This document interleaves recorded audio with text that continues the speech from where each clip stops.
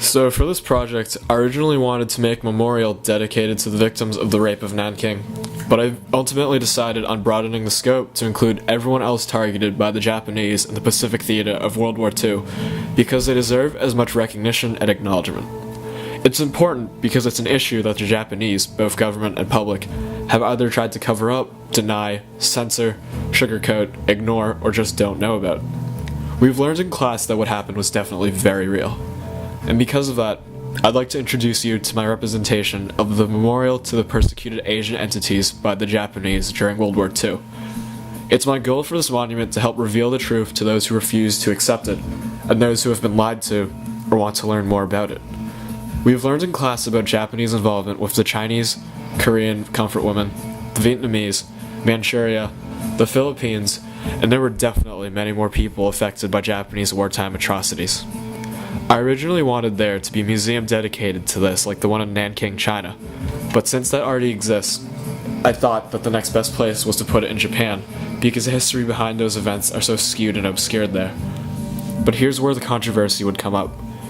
I was going to have a museum the scale of some of the Holocaust museums we visited in DC and in Europe, but realistically speaking, I don't think the first logical step Japan would take involves constructing massive, comprehensive museums like those.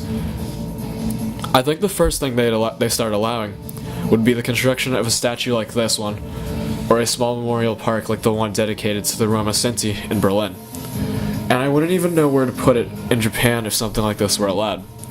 Tokyo probably doesn't have the room to accommodate it, so the only two places I could think of were adding to the Okinawa Prefecture Memorial Park, or the city of Kyoto, which is conveniently known as the City of 10,000 Shrines. Anyway, regarding design, you can see that the soldier looks like he's pointing a civilian and child to go somewhere.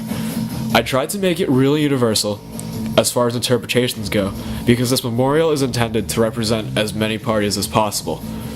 Children represent innocence that was taken away and destroyed, and civilians, including the comfort women, were forced to march to their deaths or immense torture by the Japanese, be it beheadings, comfort houses, camps, or Unit 731.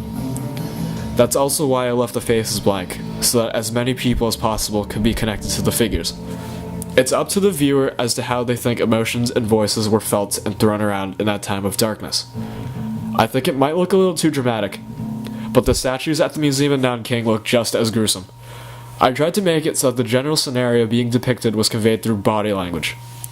This is all totally what I think, so people can obviously have different interpretations and views on this monument.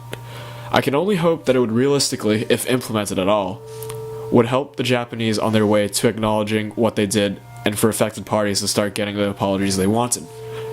I'd like to think they would have definitely helped close the chapter on such a long and traumatic episode.